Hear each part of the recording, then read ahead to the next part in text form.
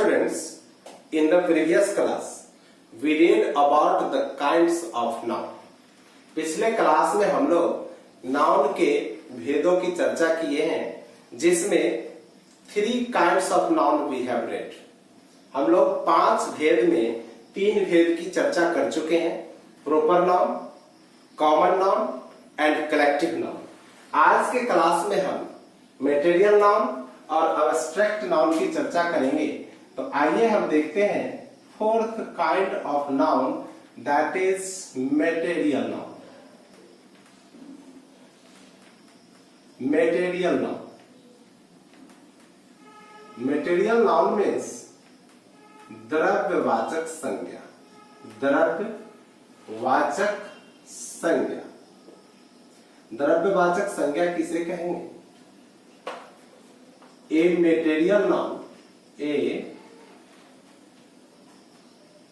material noun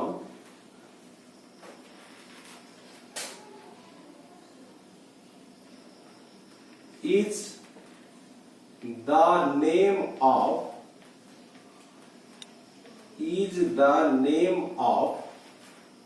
material or substance.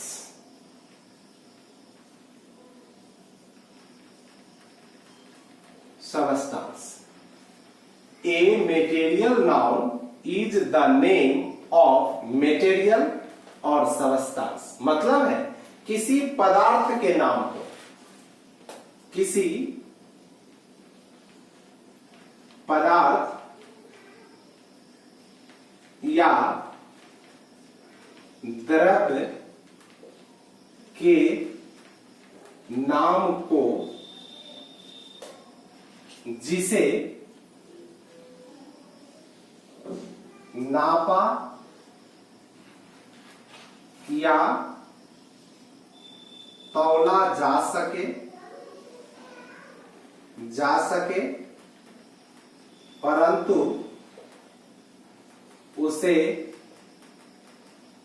गिना ना जा सके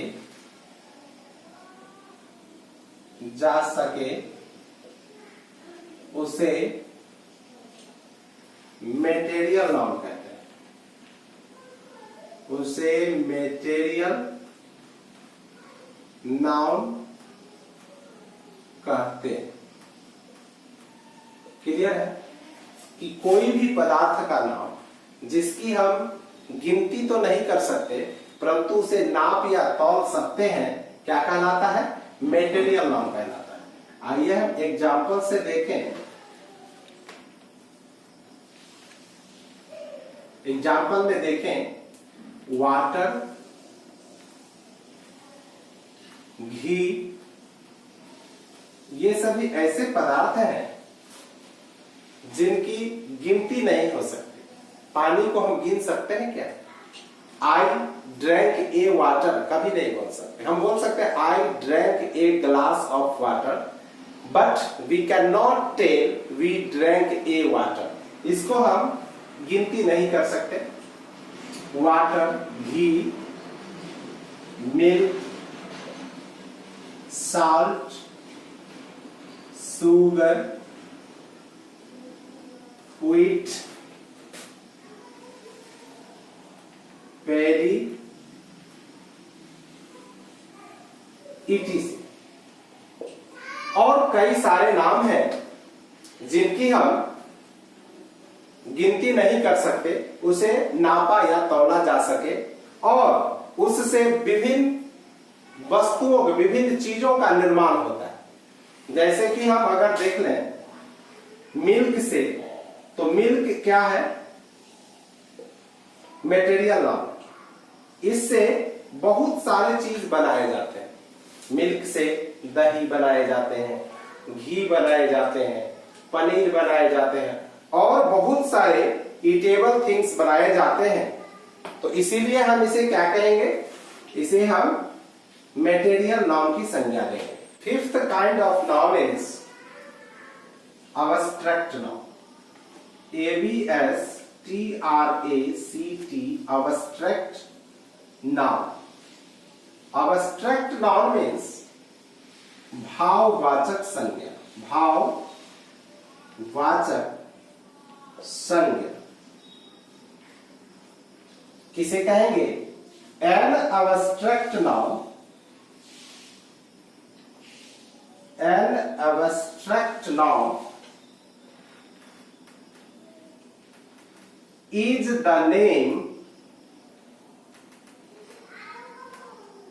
the name of some quality,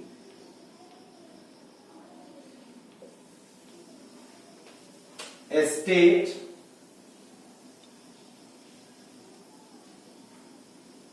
feeling, और idea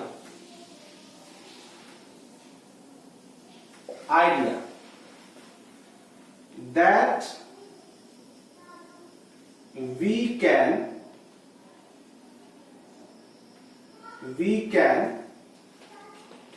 only think of or feel, but cannot see,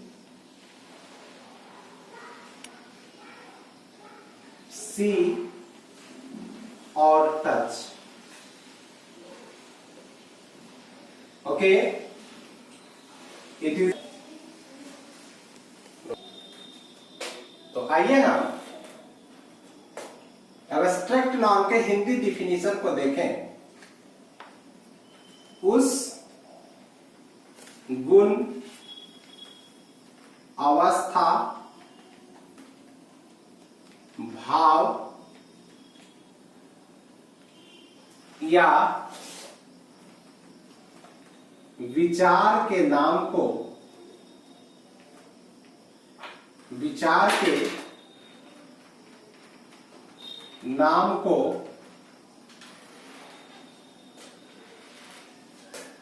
जिसे देखा या छुआ न जा सके,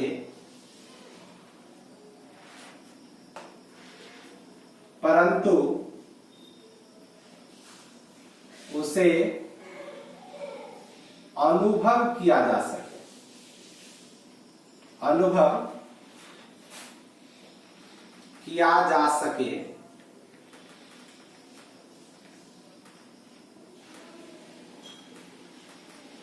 सके, उसे अब्स्ट्रैक्ट नाउन कहते हैं। अब्स्ट्रैक्ट नाउन कहते हैं उस गुण, अवस्था, भाव या विचार के नाम को जिसे देखा या छुआ न जा सके। हम उसे देख नहीं सकते, छू नहीं सकते, परंतु उसे अनुभव किया जा सके, उसका फीलिंग हो सके, उसे क्या कहते हैं? Abstract noun. आइए हम एग्जांपल से इसको समझें। हैप्पीनेस एक ऐसा चीज है, ऐसा भाव है, ऐसी अवस्था है जिसे लोग अनुभव कर सकते हैं। उसका एक्सप्लेनेशन भी करना संभव नहीं, उसे देखना भी संभव नहीं। हम किसी चेहरे को हंसते हुए देख सकते हैं, लेकिन उसके हैप्पीनेस को नहीं देख सकते। That can be felt only. Okay, kindness, कोई भी व्यक्ति में दयालुता कूट कर भरी हुई है, उसका केवल अनुभव किया जा सकता है, उसे छुआ या देखा नहीं जा सकता। स्वीटनेस, कोई भी वस्तु मीठी है। मान लेते हैं कि हमने मिठाइयां खाई और मिठाइयां खाने के बाद कोई पूछ दे कि मिठाई कितना मीठा, उसका एक्सप्लेनेशन पॉसिबल है क्या? वह खाने वाला ही फील कर सकता है, अनुभव कर सकता है कि मिठाई कितनी मीठी है। उसे देखा नहीं जा सकता, उसे छुआ नहीं जा सकता, उसे नापा नहीं जा सकता, उसे तौला नहीं जा सकता। इसीलिए इसको क्या कहते हैं?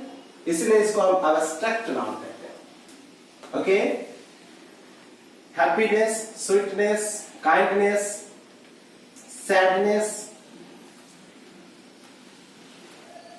ये सभी ऐसी अवस्थाएं हैं जिसे हम केवल फील कर सकते हैं, जिसे हम केवल अनुभव कर सकते हैं, जिसे हम छू नहीं सकते, जिसे हम देख नहीं सकते। तो आइए आज हम नाउन के पांचों भेद का डिफिनेशन देख लिए हैं। अब हम थोड़ा सा चलते हैं सेंटेंस की तरफ, एग्जाम्पल की तरफ। अगर हम इसमें लिखें Ram lives in Patna, Ram lives in Patna, Ram Patna में रहता है। अब इस सेंटेंस में कितने नाउन हैं? उस नाउन को सर्किल करना है और ये कौन से नाउन है उसके काइंड के नाम को लिखना है कि which kind of noun is this। अगर हम राम की चर्चा करें तो इसमें राम नाउन है और राम कौन सा नाउन है? तो राम प्रॉपर नाउन है। राम प्रॉपर नाउन क्यों है? क्योंकि यह किसी खास व्यक्ति का नाम है। प्रॉपर नाउन के डिफिनीशन में हम लोगों ने देखा कि किसी व्यक्ति, वस्तु, स्थान के खास नाम को अब प्रॉपर नाउन कहते हैं। तो यहाँ पर राम किसी खास व्यक्ति का नाम है, इसलिए क्या है यह प्रॉपर नाउन। पटना, पटना क्या है? यह खास प्लेस का नाम, खास जगह का नाम है। इसका एक्सप्लेनेशन हम प्रॉपर नाउन में पहले ही कर चुके हैं, ठीक है? इसीलिए क्या है यह प्रॉपर नाउन। ओके, कुछ और एग्जाम्पल हम देखते हैं। ओके,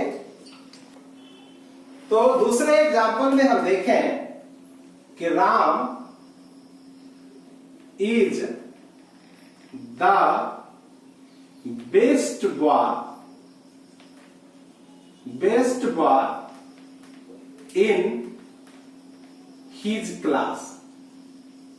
अब इसमें कितने नाउन हैं?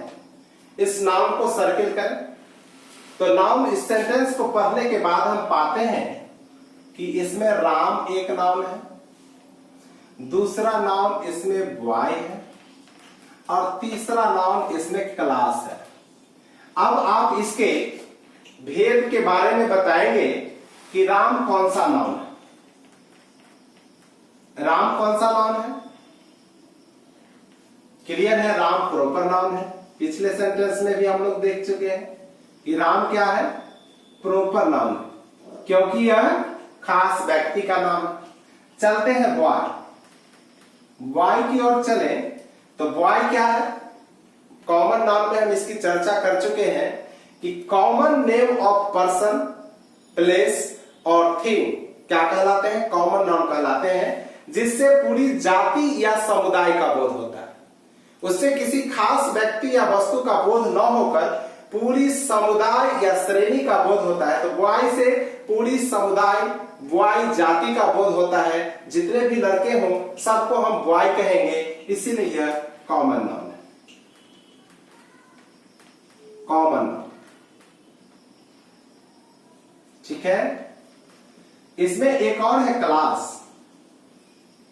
अब आप निश्चित रूप से बता पाएंगे कि क्लास कौन सा नाउन है। क्लास कौन सा नाउन है इसकी चर्चा हम कर चुके हैं पिछले क्लास में कि कोई एक बच्चा अगर क्लास में बैठकर पढ़ रहा है, कोई एक बच्चा कहीं बैठकर पढ़ रहा है, उसे हम क्लास की संज्ञा नहीं देंगे। क्लास की संज्ञा तब देंगे जब बहुत सारे बच्चे एक साथ बैठकर पढ़ रहे होते हैं। तो यह ग्रुप ऑफ स्टूडेंट्स हो गया, ग्रुप ऑफ स्टूडेंट्स। यहाँ पर बहुत सारे स्टूडेंट एक साथ पढ़ रहे हैं, इसीलिए हम कलेक्शन ऑफ स्टूडेंट्स हो गया, इसलिए हम इसको कलेक्टिव नाउन कहते हैं। कलेक्टिव नाउन, ठीक है? एक और एग्जांपल को देख ले। Ashoka was the greatest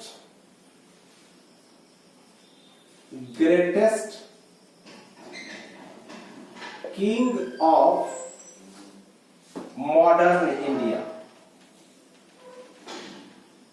modern India